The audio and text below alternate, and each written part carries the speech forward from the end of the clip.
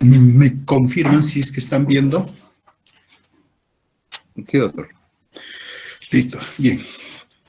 Entonces, revisaremos hoy y el día miércoles, ¿sí?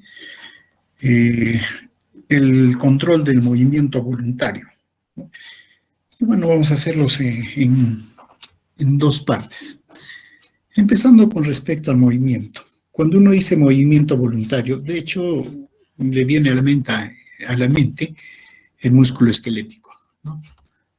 Ahora bien, es cierto que el músculo esquelético nos permite movimiento, pero también nos permite expresión de conductas, ¿no? Inclusive las emociones se expresan en la actividad del músculo esquelético. Considerando que entonces el músculo se obedece a aspectos voluntarios, ciertamente, pero también responde a otros estímulos o a otra actividad que no tanto es tan consciente o voluntario. De ahí que los movimientos los podemos clasificar en tres tipos, ¿no? Aquellos movimientos que son una respuesta refleja y por lo tanto son respuestas involuntarias, estereotipadas, ¿no? Y que generalmente son proporcionales o específicas a un estímulo. Por ejemplo, el reflejo faríngeo. La faringe, la parte superior sobre todo, es músculo esquelético, ¿no? Y responde a esos estímulos. Por otro lado, por ejemplo, si nosotros hacemos los reflejos tendinosos, también van a responder, ¿no? Entonces, son respuestas involuntarias, proporcionales al estímulo, ciertamente, pero estereotipadas, en el sentido que aparentemente no tendrían una función. Pero, por ejemplo, el reflejo faríngeo sí es un mecanismo de defensa, ¿no? Para evitar de que ingrese, sea la tráquea o al esófago, alguna sustancia que pueda causar o ser irritante, ¿no?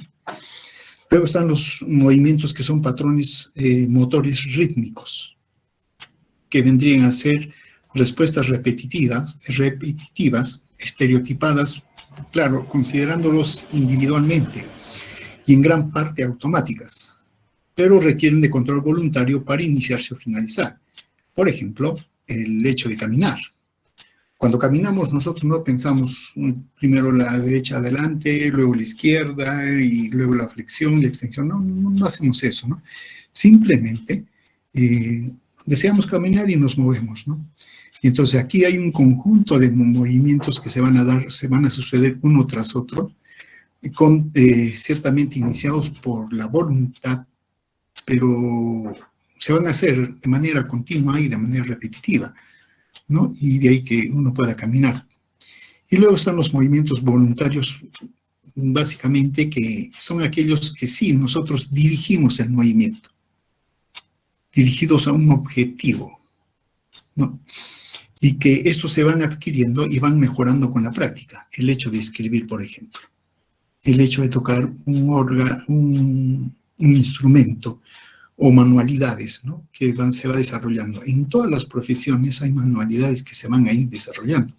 Inclusive en el campo de la medicina hay quienes tienen habilidades para ser cirujanos. No todos van a ser cirujanos. Y se ve que hay unos, como dicen, tiene buena mano, porque se ve la destreza, ¿no? Y otros, claro, no van a ser cirujanos, pero pueden ser otras. Hay otras alternativas, definitivamente, ¿no? Entonces, estos más bien ya son movimientos voluntarios que se van aprendiendo y van mejorando con la práctica. Bien, el control del movimiento tiene tres niveles, básicamente, por el cual se realiza este movimiento. Si consideramos, el primer nivel estaría a un nivel de la médula espinal, ¿cierto? A través de reflejos espinales, pero antes de entrar inclusive a ese nivel, está el nivel básico que corresponde netamente al músculo, ¿no? Ahora bien, el músculo es el aparato activo del movimiento, y este músculo tiene ciertas características. su diseño permite que simplemente el sistema nervioso quiera moverse y el músculo va a obedecer.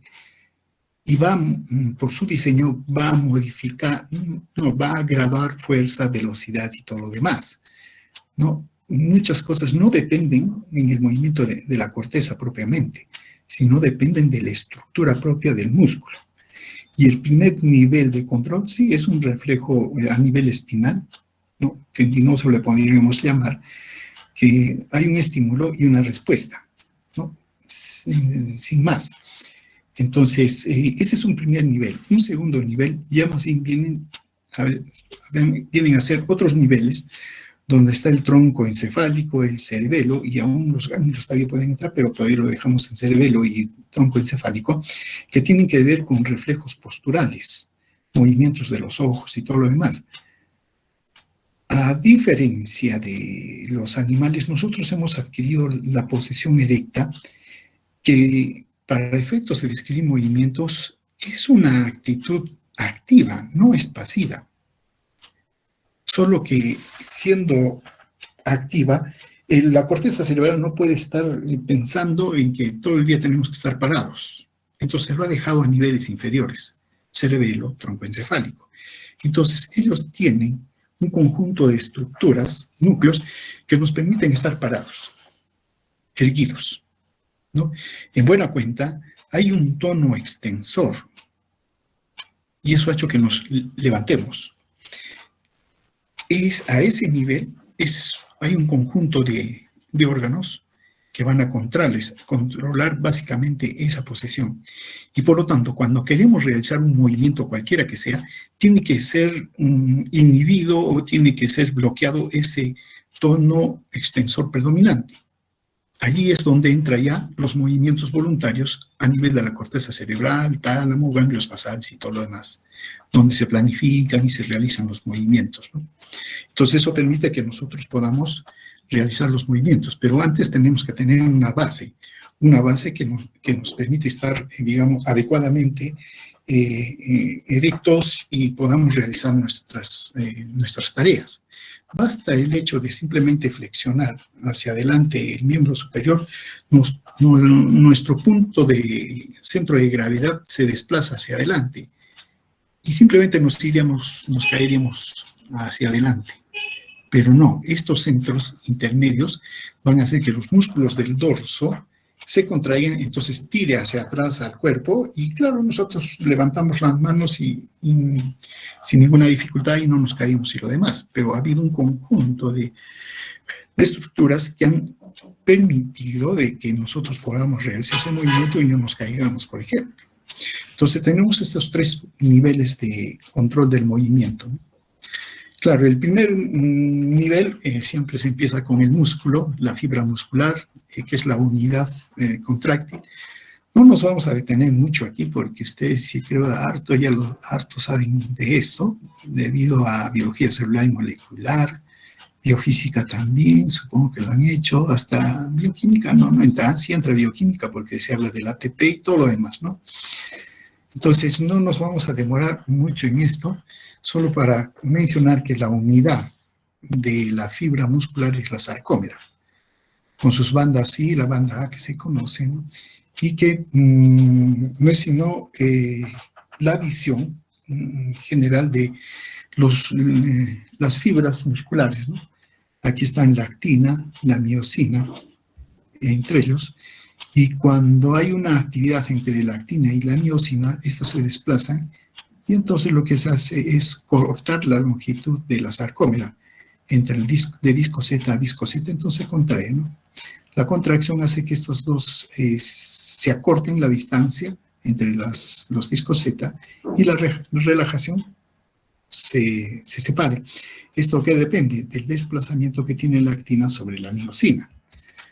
Claro, ahora, para que pueda haber esto, sí se necesita de que haya una neurona que envía la orden, la motoneurona, y a través de la placa neuromotora, que así le denominamos, libera un neurotransmisor, que es la acetilcolina, y a través de receptores de nicotina, es que va a captar sí, a través de receptores nicotínicos se va a producir un potencial de acción que corre a través de toda la membrana del músculo esquelético y esto permite que posteriormente se libere calcio del retículo sarcoplásmico. Esto es solo un poco más de detalle, ¿no? De lo que estamos hablando. Esto también ya es muy conocido. Entonces, lo que tenemos es la liberación de la acetilcolina, actúa sobre canales nicotínicos, receptores iónicos nicotínicos, que se abren y lo que son canales catiónicos. Y lo que hacen es que ingrese sodio y salga potasio. Pero el efecto, digamos, sí, el efecto o el resultado neto de ello es que ingresan cargas positivas. Entonces, lo que se dan acá son potenciales postsinápticos excitatorios, que eventualmente, creo que no están eventual, pero resulta de que estos pueden activar al canal de sodio voltaje dependiente rápido, entonces lo que se va a tener es un potencial de acción. Y eso se propaga por la membrana. Entonces, no porque el canal nicotínico ya se abra por efecto de que la acetilcolina se liga, ya automáticamente eso significa un potencial de membrana. Lo que hay es un potencial postsináptico excitatorio, que sí lo puede llevar a un potencial excitatorio, un potencial de acción de la membrana, ¿no? Bien, ahora, entonces, una vez que se transfiere el potencial de acción en la membrana del músculo, entonces a través del sistema T, punto T, etcétera, va a producirse la liberación del calcio del retículo sarcoplásmico. Un momentito, por favor.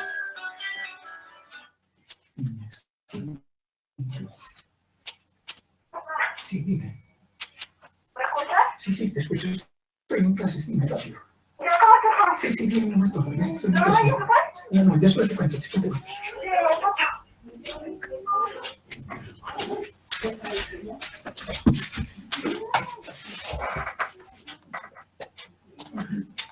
Un momentito, por favor, ¿ya?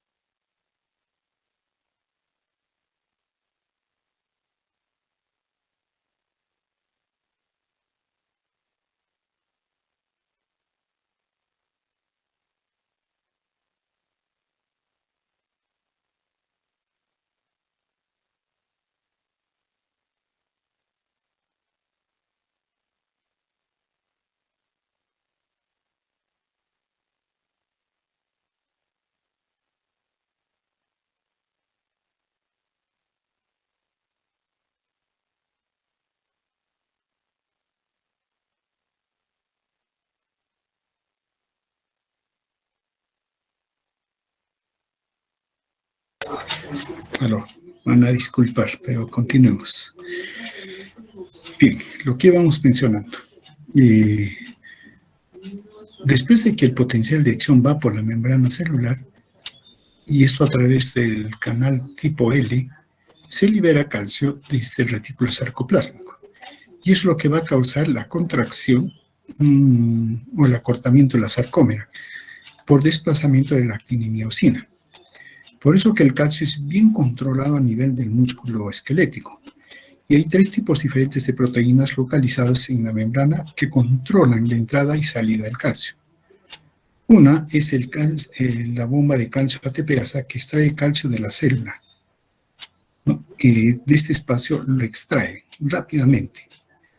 Luego está la bomba de intercambio calcio-sodio, que más bien lo que hace es, por la gradiente de sodio, ingresar el sodio y eso da energía para que sea extraído el calcio. Y luego están los canales de calcio que cuando están abiertos permiten libre flujo de los iones hacia la célula, más bien ingresa.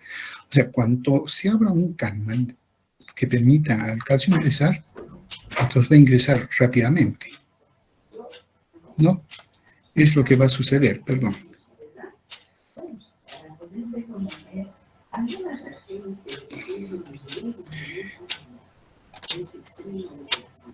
Bien. Entonces, lo que va a suceder es que liberado el calcio, la actina y miosina van a actuar. Y entonces lo que va a hacer es un desplazamiento, ¿no? Con el movimiento de la cabeza de la miosina, y eso hace que se acorte.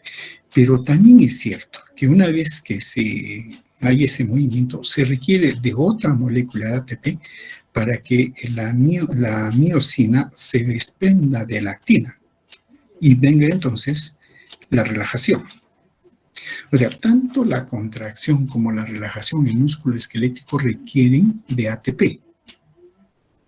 Claro, el que desencadena la relación ATP-ASA es el calcio, ¿no? De la actividad de la cabeza de la miosina. Pero una vez que se da ese cruce, se necesita también energía para que se pueda soltar, y entonces puede haber relajación. Y eso es algo muy importante que debemos tomar en cuenta, ¿no? Bueno, acá está solamente en las fases, ¿no? El calcio es una troponina, lo que permite unión fuerte actina-miosina. Y las cabezas de miosina son las que ejecutan el golpe de fuerza y permiten el desplazamiento de la actina. La jalan en buena cuenta, ¿no? Ahora bien, eso para recordar. Entonces, ¿qué tenemos? Cuando hay un potencial de acción que llega a la membrana celular, en este caso al músculo, lo que tenemos entonces es un potencial de acción. Eso desde la neurona. Esto se transfiere a la fibra muscular, donde también se tiene un potencial de acción, ¿no? Pero miren un poco que los perfiles son diferentes. El potencial de acción de la fibra muscular es un poco más amplio que el de la neurona, ¿no? Ahora bien, seguido del potencial de acción a nivel de la membrana celular en músculo esquelético, lo que va a hacer rápidamente por la liberación del calcio una contracción. Primero viene la fase de contracción y luego viene la fase de relajación. Es variable, dependiendo del tipo de músculo que hablemos. Esta contracción y relajación puede durar de 10 a 100 milisegundos, ¿no? Ese es el tiempo. Entonces, esta es la secuencia con la cual se va a producir la contracción muscular. Un potencial de membrana que, miren, está muy milisegundos, solamente antecede al potencial de acción de membrana y luego viene la contracción. Esto es importante, esta relación, a tomarlo en cuenta.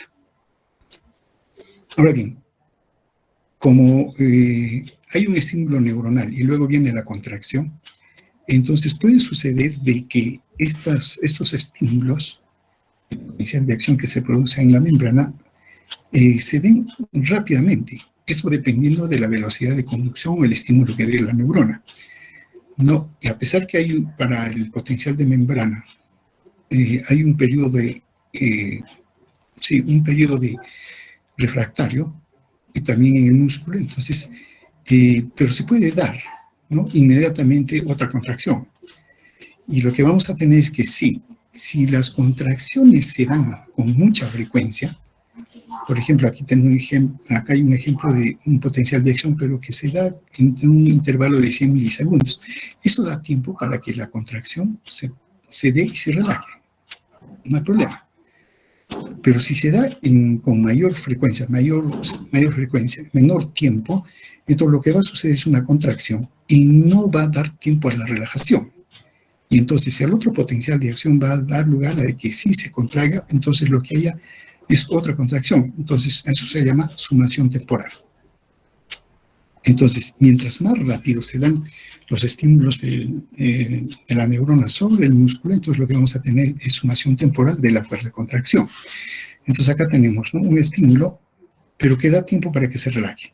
Una secuencia de estímulos que dan lugar que se relaje parcialmente, pero luego viene otro estímulo, entonces se va contrayendo y esto le llamamos, se va sumando. Esto se llama el fenómeno de escalera. Hasta que puede llegar a una frecuencia tan alta que ya no le da tiempo al músculo a relajarse. Y aquí entonces tenemos el tétanos. Es una contracción sostenida, continua del músculo y no se relaja. Eso por los estímulos que vienen de la neurona. Entonces podemos tener en cuenta lo siguiente, que para la graduación de la fuerza y contracción muscular hay dos eventos que debemos tomar en cuenta. Uno de ellos es el incremento de la tasa de descarga de la unidad motora. Entendiendo a la unidad motora, todos los músculos o fibras musculares inervados por una motoneurona. Esa es la unidad motora, ¿no? Todas las fibras musculares inervadas por una motoneurona. Ahora bien, la primera condición para graduar la fuerza es el incremento de la tasa de descarga, como hemos mencionado. Si los estímulos son de baja frecuencia, si miremos de esta manera, entonces va a dar tiempo a que haya relajación. Pero si aumentan la frecuencia, entonces va a dar lugar a lo que se llama la sumación temporal o fenómeno de escalera. Ahora, puede aumentar la frecuencia que sí permita una contracción, pero con pequeña relajación. Y es una tetanización incompleta, como que se contrae el músculo, pero se relaja, algo así como que vibra en una posición fuerte, en una contracción fuerte. Hasta que puede ser el tétanos completo, en el cual si no se le permite nada, relajación. Esto puede suceder en caso del músculo esquelético, depende de la tasa de descarga de la motoneurona. Ahora bien, esto nos puede suceder, por ejemplo, cuando hay una descarga eléctrica. No sé si alguna vez se han electrocutado. Lo que había es una contracción, ¿no? Claro, la electricidad no es sino una fuente de energía que impide que una reacción muscular. Y claro, el estímulo eléctrico, porque estamos hablando de electricidad, hace que se contraigan los músculos, ¿no? Y no puedan relajarse. Generalmente este efecto se produce cuando la electricidad tiene más de 10 miliamperios. ¿Cuántos miliamperios tiene la corriente eléctrica común y corriente de casa? Ahora bien, la tetanización se da porque el músculo se contrae a tal punto que luego no puede relajarse. ¿Y qué sucede? Usualmente en la contracción muscular, ¿no?, la actina se desplaza con la miosina hasta que llega al centro y ahí se queda, se contrajo. Es lo máximo de contracción fisiológica que se puede dar del músculo, hasta ahí hace su fuerza y todo lo demás. Pero si le damos mayor estímulo, entonces lo que va a suceder es que las fibras de actina se van a superponer y entonces se va a seguir desplazando, pero lo que tenemos es este cruce. Esta es la tetanización. Y ya no puede volver el músculo a relajarse, no puede. Y lo único que nos queda es estirarlo, frotarlo, masajearlo, etcétera, para que se relaje. Hasta aquí el músculo sí se contrae y luego se relaja, ¿no? Si es que ya no hay estímulo, se relaja. Pero cuando empieza a llegar a este punto, ya sí es más difícil relajarse hasta que si llega a este punto no se relaja, es por gusto. Así no hay estímulo, no haya nada, no se va a relajar. Y eso lo llamamos la tetanización. Y ahí es donde hay que masajear, frotar, etcétera, ¿no? estirar y todo lo demás. Entonces, la tetanización es una contracción sostenida. Eso es lo que sucede. Pero también hay otra forma de contracción muscular que se da en las personas que fallecen. Es el rigor mortis. ¿A qué se debe? Es que en el rigor mortis la persona está muerta, ciertamente. Entonces ya no hay aparato metabólico para aportar ATP. El ADP se queda unido a la cabeza miyocina y esta está enganchada a la actina y no puede separarse. Es por eso que se da el rigor mortis en caso de los muertos. Y esto se da a las 6 horas aproximadamente. Mientras se ha ido agotando el ATP que se tenía, ¿no? Pero ya no hay producción, la persona está muerta. Luego después ya no hay ATP, ya no hay quien relaje. Hasta que llega un momento que todo ese aparato proteínico se desnaturaliza. Claro, ya no hay quien la mantenga y cae, ¿no? Entonces cae todo el aparato y ahí es donde ya viene la flacidez posterior. Ahora bien, la contracción muscular, tal como la vemos, hay varias formas en que se clasifican, pero vamos a tener en cuenta 3, que podemos llamar como tipos de contracción muscular. Está la contracción isométrica, ¿no? ¿En qué consiste? Si ponemos en relación la fuerza y la longitud. Entonces puede suceder de que, estando en este punto, el músculo aumente la fuerza, la tensión, pero no cambia su longitud. Y eso nos pasa, por ejemplo, si uno flexiona el antebrazo y pone, qué sé yo, primero pone, por decir, ¿no?, 1 kilo, de cualquier cosa, kilo, y lo mantiene, lo sostiene. Le ponemos otro kilo, ya van 2 kilos, y lo sostiene. Y le ponemos otro, 3 kilos, y lo sostiene. No lo flexiona del todo, pero sí lo mantiene. Y vamos aumentando, digamos, peso, que vendría a ser lo que causa la tensión. 1 kilo, 2 kilos, 3 kilos. Yo no sé hasta dónde podrían aguantar, pero aumenta, ¿no? Entonces es una contracción sostenida, pero que no se acorta el músculo, y por lo tanto uno no ve movimiento. Versus la contracción isotónica, en la cual la contracción isotónica, lo que sucede es que no aumenta la fuerza de contracción, pero la longitud sí disminuye. Si ponemos en extensión el brazo, ¿no?, o el antebrazo, y luego lo vamos contrayendo hasta la posición flexionada en 90 grados, desde que el momento hemos hecho de la flexión, desde, digamos, 180 grados a 90 grados, ha habido una disminución de la longitud, ha habido fuerza, pero no ha incrementado la fuerza. Pues, es decir, lo necesario como para que se mueva, ¿no?, se flexione. Y sí, se ha cortado el músculo del epibíceps y eso ha permitido que el músculo, o mejor dicho, el antebrazo se flexione, pero no ha aumentado fuerza, ¿no?, se ha mantenido. Y eso también permite movimiento. Es lo que sucede con los músculos del dorso. No cambian de longitud mientras estamos parados, porque si cambian de longitud, esos serían los músculos de los miembros. Los músculos del dorso harían esto, contracción isométrica. Por eso que mantienen fuerza, pero no es que nos echemos más atrás. Mientras que los músculos de los miembros, de las extremidades, que sí se mueven, ellos hacen más contracción isotónica. Pero obviamente también tenemos el tipo de contracción que mezcla los dos. La contracción exotónica, ¿no?, donde sí hay aumento de la fuerza y disminución de la longitud, ¿no? Y claro, muchos de nuestros movimientos están definidos por este tipo de contracción isotónica. Eso es, digamos, para tomar en cuenta, ¿no? Ahora, ¿qué tenemos? Como mencionamos, tenemos la unidad motora, que es una motoneurona que inerva un número de fibras musculares. Esa es la unidad motora. Ahora, pero la tasa de inervación que tienen las unidades motoras es muy diferente.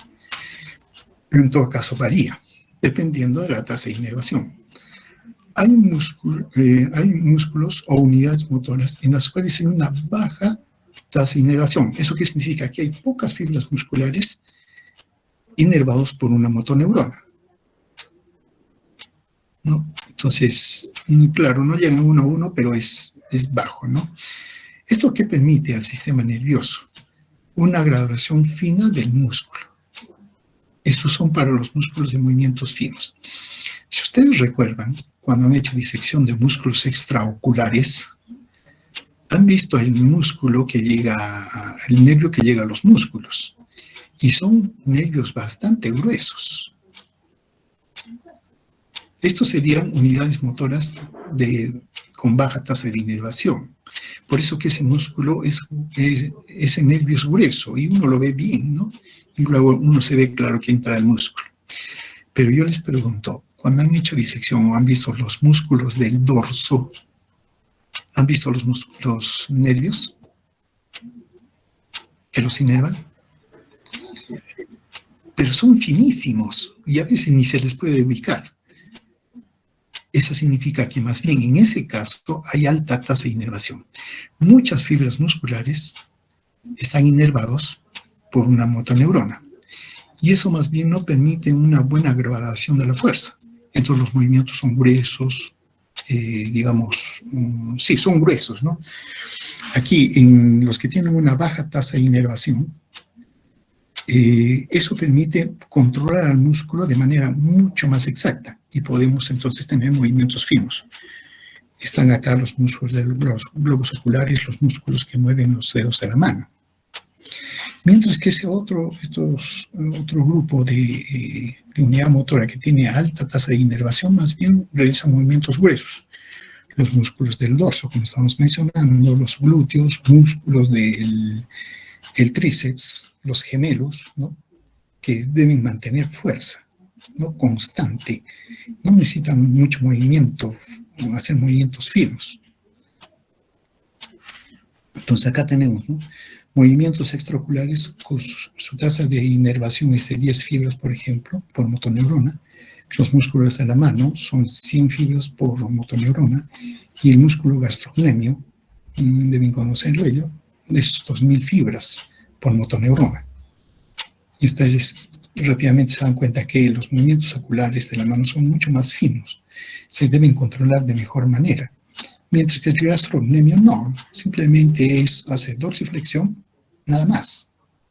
Esto es lo único que hace, pero gracias a eso nosotros estamos parados. ¿De qué músculo estamos hablando? ¿Se acuerdan? De los gemelos, doctor. Claro, los gemelos, ¿no? ¿Glúteo? Son los gemelos y el sóleo. Son los tres que se inervan a través del tendón de Aquiles. Por eso, si nos cortan ese tendón y Aquiles le cortaron, se cayó, simplemente no podía pararse. Y es lo que nos sucede. A todos, no solo a Aquiles. Muy bien, entonces uno es esa tasa de inervación y segundo es el reclutamiento de las unidades motoras. Claro, hemos mencionado que cuanto más rápida es la frecuencia de estímulo de la motoneurona, el músculo se va a contraer y va a ir haciendo sumación temporal, ¿no? Fenómeno de escalera hasta que hace la tetanización, que es la fuerza máxima que va a hacer el músculo. Hasta ahí va a llegar, ¿no? Ese es, digamos, uno. Pero el otro también es el reclutamiento de las unidades motoras. Para esto hay que reconocer que hay 3 tipos de fibras motoras esqueléticas. Hay diferentes tipos de clasificación, pero acá más o menos tratamos de compatibilizarlas, ¿no? Están las fibras de primer tipo, conocidas como fatigables rápidas, también conocidas como tipo 2B, conocidas también como fibras rápidas. Y generalmente forma lo que se llama el músculo blanco. Sus células son más grandes, se fatigan rápidamente cuando se actúan, su metabolismo es anaeróbico. Su contracción y relajación son rápidas, generan mayor fuerza, pero en sacudida, momentánea. El umbral de activación de este tipo de fibras musculares es alta. Luego están las fibras de segundo tipo, resistentes a la fatiga, pero que son lentas, conocidas también como tipo 1, y generalmente son las fibras musculares rojas, el típico músculo rojo que vemos, ¿no? Esa carne rojita que nos sirve para la parrillada y todo lo demás. Sus somas son pequeños, su contracción es larga, sostenida, es resistente a la fatiga y más bien su metabolismo es aeróbico. Su contracción es lenta, pero sostenida. Genera entre el 1 al 10% de la fuerza de fibras de tipo 1, del primer tipo, ¿no? Nos estamos refiriendo a este primer tipo. Nivel de activación o umbral es bajo. Y luego están las fibras de tercer tipo, resistencia a la fatiga, pero que son rápidas. Tipo 2A, conocidos como fibras rápidas. Su soma es intermedio, son ciertamente resistentes a la fatiga. Son más lentas que las del primer tipo, pero son más rápidas que las del segundo tipo. Generan el doble de fuerza que del segundo tipo, generan más fuerza que ellos, ¿no? Ahora bien, su nivel de activación es intermedio. Entonces, tenemos acá, si el sistema nervioso, ¿no?, indica que hay que hacer una contracción, va por la motoneuronas y todo lo demás, los primeros músculos que van a responder son las fibras de segundo tipo, que son resistentes a la fatiga, lentas ciertamente, pero su contracción es sostenida. Esos son los primeros que acuden. Y es más, es lo que está sucediendo con los músculos del dorso. Se están manteniendo erguidos con poca influencia, orden del sistema nervioso, pero están ahí, ¿no? O si quieren, cualquier músculo, entonces son los primeros que van a acudir para contraerse. Se incrementa el estímulo, entonces van a ser activadas estas fibras de tercer tipo, que sí son más lentas, pero no tanto como las anteriores, pero generan más fuerza, entonces aumenta la fuerza. Y finalmente, cuando se quiere hacer lo máximo de esfuerzo, pero no se puede sostener ese máximo, las fibras de primer tipo son las que se activan. Entonces hay un orden. Hay aquellas que son lentas pero sostenidas, y es las que más trabajan. Luego le acuden las que son lentas también, pero que generan más fuerza y son un poco más rápidas, las de fibra tipo 3 o tercer tipo.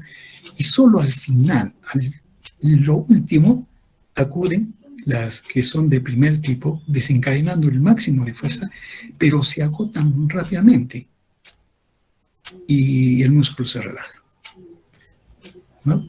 Entonces, por eso es que los movimientos rápidos, no podemos mantenerlos por mucho tiempo. Si comparamos a los velocistas, en 100 metros planos, que es la prueba más rápida, ¿en cuánto tiempo lo hacen? ¿Cuánto es el récord?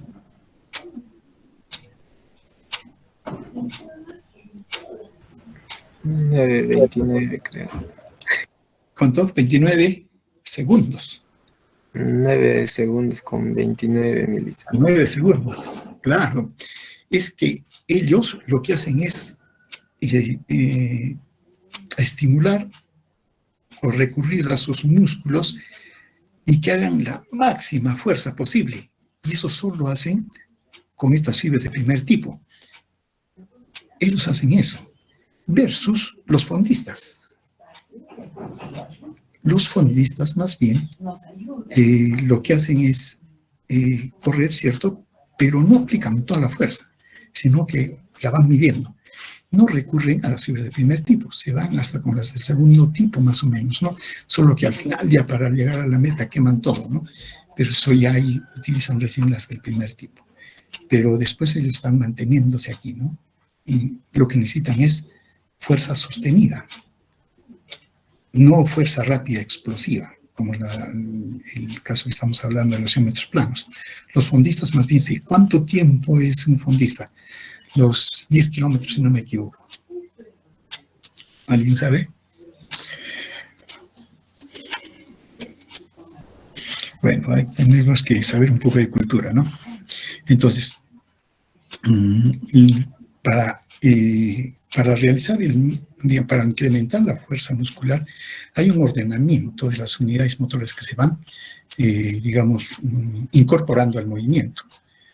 Las de segundo tipo primero, luego las del tercer tipo y luego al final los del primer tipo, ¿no? Ahora, ¿por qué uno es blanco y el otro es rojo? El rojo, sí, porque tiene sobre todo mioglobina en cantidad, mientras que el músculo blanco no. Las aves, ustedes han visto, no tienen músculo rojo, tienen músculo blanco.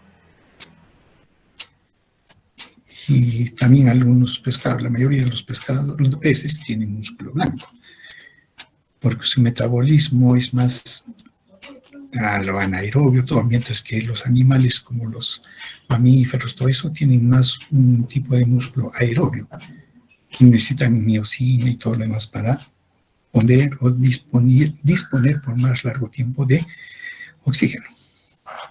Ahora bien, estos tres tipos de músculos se encuentran en diferente proporción en todos los músculos, en diferente proporción. No hay músculo que sea enteramente de tercer tipo, segundo o primer tipo, no. O sea, hay diferente composición tiene, y de ahí que cada uno de nosotros pueda, si bien es cierto, más o menos, uno puede decir, ¿no? Los músculos de movimiento rápido, fino, pueden ser más de primer tipo, todo, ¿no? Pero nunca desarrollamos la máxima fuerza, entonces van por acá. Pero, digamos, hablando en términos de capacidad física, estos tipos de unidades motoras determinan nuestra constitución y la fuerza que podemos hacer. Entonces, miren, por ejemplo, si queremos deportistas, velocistas, que no que sean y que compitan en los 100 metros planos, necesitaríamos personas, gente, atletas, que su carga genética los lleve a que tengan músculos casi llevados a estas fibras de primer tipo. Y no todos son así, por eso que no todos son velocistas, ¿no? Pero si queremos fondistas, no necesitamos tanto un deportista que tenga fibras de primer tipo, sino que tenga por lo menos del segundo tipo, sobre todo, ¿no? Y claro, unos cuantos también de primer tipo, ¿no? Pero sobre todo el segundo tipo, porque necesitamos que aguante. Y claro, nosotros somos muy, ¿qué diremos? Empíricos. Vemos a un niño que corre y lo vemos correr bien, ya lo ponemos a entrenar para que sea velocista, ¿no? Pero si vemos la expresión genética en el tipo de población que tenemos, son muy pocos, casi no hay, que tengan fibras predominantemente de primer tipo. Por eso que un puneño, una puneña, es raro que sea un premio o se saca la primera medalla en velocidad, en 100 metros planos. No tenemos. Pero sí tenemos quienes se sacan la medalla de oro en pruebas de resistencia, los fondistas. Allí sí tenemos. Y es que la característica somática, determinado genéticamente, van para ese tipo. Y acuérdense, también tenemos, digamos, fisiológicamente hablando, mayor capacidad respiratoria y todo lo demás. Mientras que el del primer tipo, ese quema, aunque después se caiga. Y bueno, ya después va a haber todo un proceso en el cual el organismo se recupera y todo lo demás, porque es un gran esfuerzo lo que hace, pero explosivo. Entonces, esa es la razón, ¿no? Entonces, en caso de los puneños, como digo, bien difícil, ¿no? Claro, uno nunca va a decir que no, que haya una medalla de oro en velocidad de 100 metros. Pero sí tenemos medallas de oro en maratón, ¿no? Y esto determina entonces en los deportistas y también en la actividad del atletismo, mejor dicho, está determinado por los factores genéticos que determinan la capacidad física. Estamos hablando solo de músculo. Ahora, sí, por bioquímica sí deben recordar que sí nosotros tenemos diferentes fuentes de energía, que es básicamente ATP. El ATP, por ejemplo, que tiene el músculo a disposición para poder actuar, solo le va a durar 1 a 2 segundos, nada más, no le va más.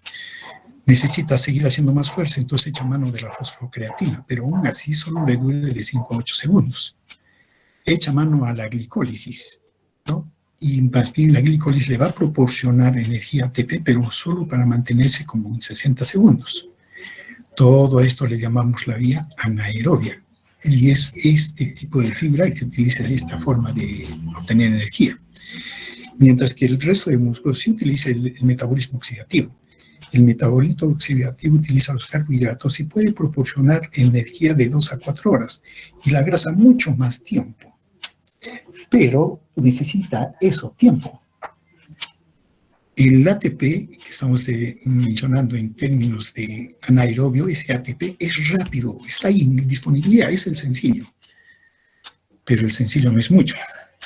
Mientras que el capital de energía lo da el metabolismo oxidativo. Él es el capital, finalmente ahí está toda la energía, pero no lo suelta rápido, lo va soltando. Al final, cuando se ha hecho el esfuerzo todo, se va a reponer el ATP, la fosfocreatina, la glucosa, a partir del metabolismo oxidativo. Lo van a reponer y eso demora tiempo también.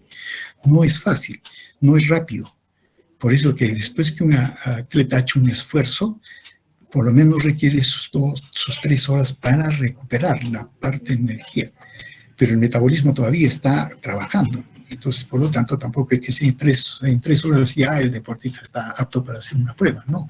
Todavía hay una deuda a pagar y se va a pagar. Va a depender del gasto que ha hecho, ¿no? Pero el metabolismo oxidativo va a ir soltando y necesita más bien tiempo.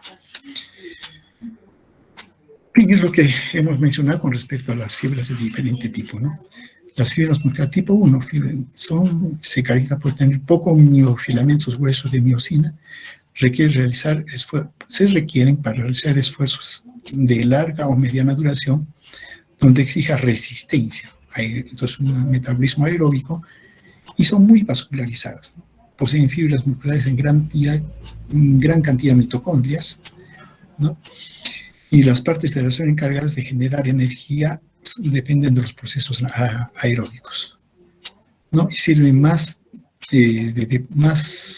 sirven además de depósito de energía, ¿no? Tanto en lípidos como glucosa. Las fibras musculares blancas tipo 2A también son blancas, ¿no? Tienen menos vascularización, tienen miofilamentos gruesos de actina y se requieren el ejercicio o actividades motrices de duración breve o rápida. Están las de tipo 3B o tipo 2B para ejercicios intensos, que son las de fibras de primer tipo, ¿no? Muy rápidos. Tienen menos miofilamentos de miosina, menos vascularización y acumulan poca cantidad de glúcidos y no acumulan lípidos.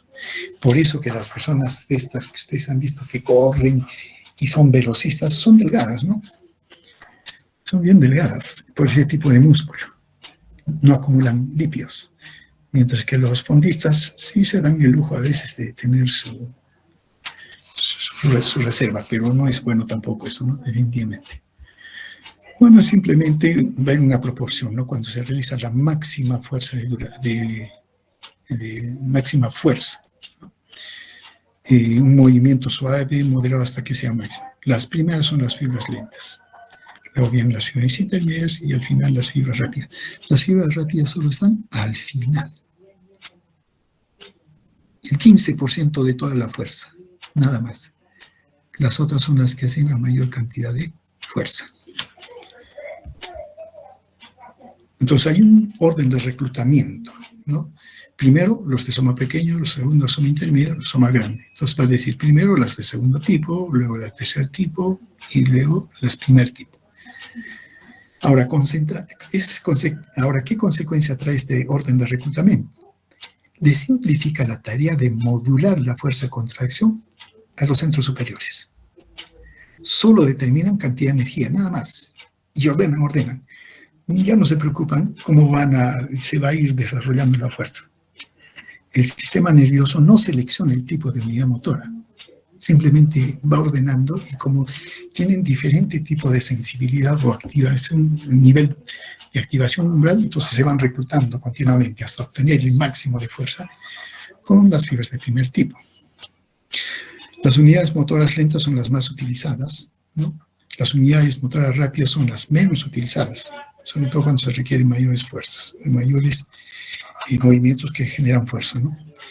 Por ejemplo, el caminar, la postura, requiere fibras lentas, constituyen la mitad de las unidades motoras con el 20% de la fuerza total del músculo.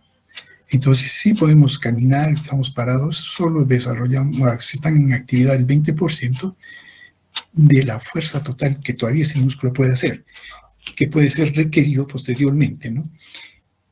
Y el correr y saltar, por ejemplo, sí requiere de fibras rápidas. El costo metabólico es bajo debido a que es anaeróbico. Pero como hemos mencionado, va a tener que ser repuesto esa fuente de energía, ¿no? Bien, entonces volvemos a nuestro esquema. Estamos a este nivel. Aquí nos hemos quedado. ¿Listo? Y vamos a continuar el día miércoles hasta llegar a los niveles superiores. Listo. Hasta aquí, muchachos, si tengan alguna pregunta. Doctor, buenos días. Doctor, tengo una pregunta. En el caso de los gimnastas, ¿qué tipo de fibras tendrían? Y sí, van por el intermedio y primero, pero no tanto, más van por el intermedio. Porque acuérdense, los gimnastas hacen movimientos que no son explosivos, ¿no? Son bien coordinados, necesitan energía y movimiento rápido, y por eso van más o menos entre el intermedio y un poco del soma intermedio, y luego los de soma grande, ¿no? Entonces, más o menos se van yendo a ese lado, ¿no? Porque son mucho más, los movimientos son más rápidos, no son sostenidos y hay coordinación en todo. Y se requiere que sí, más o menos tengan este tipo de músculo. En otros lugares de Europa, por ejemplo, les hacen su pellizco a su músculo y determinan qué tipo de fibra muscular tienen. Acá no se hace eso, ¿no? Porque si le hacemos también se queja la familia y luego dicen de que les hemos dañado su músculo. Pero ellos sí lo hacen, determinan genéticamente qué tipo de músculo y los entrenan. Y esto lo hacen desde niños, porque ya les hacen la prueba. Mientras que nosotros acá no hacemos eso, ¿no? Lo único que hacemos, como digo, ver al niño si corre y ya pensamos que ya tiene las cualidades y capacidades. No es así.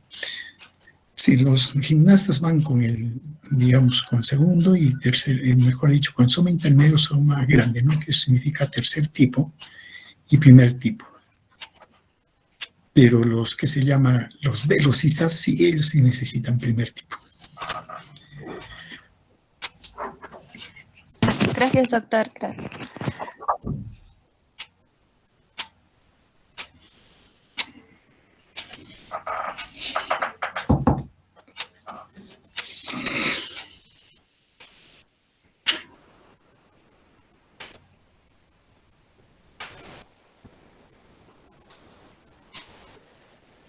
Bien, entonces, como no tenemos más preguntas, terminaríamos por el día de hoy. ¿Listo?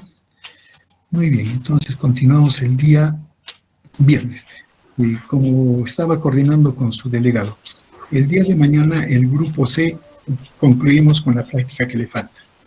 Y el grupo A y haríamos la práctica a la 1 para ya más bien control respiratorio. ¿Listo? Y para el viernes estaríamos viendo con los dos otros grupos, el B y el C. Esto en razón porque ahorita ya yo tengo que salir, tenemos reunión hay toda una comisión para nombramiento de docentes. Y tenemos que ver con planificación y todo, y nos va a llevar todo el día. Entonces, por eso es que por hoy día suspendemos las prácticas para recuperarlas posteriormente. ¿Listo? Muy bien. Entonces, si no hay más que tratar, nos despedimos. Entonces, muy bien, que tengan un buen día. Que tenga un buen día, doctor. Buenos días. Buen día, doctor. Hasta luego.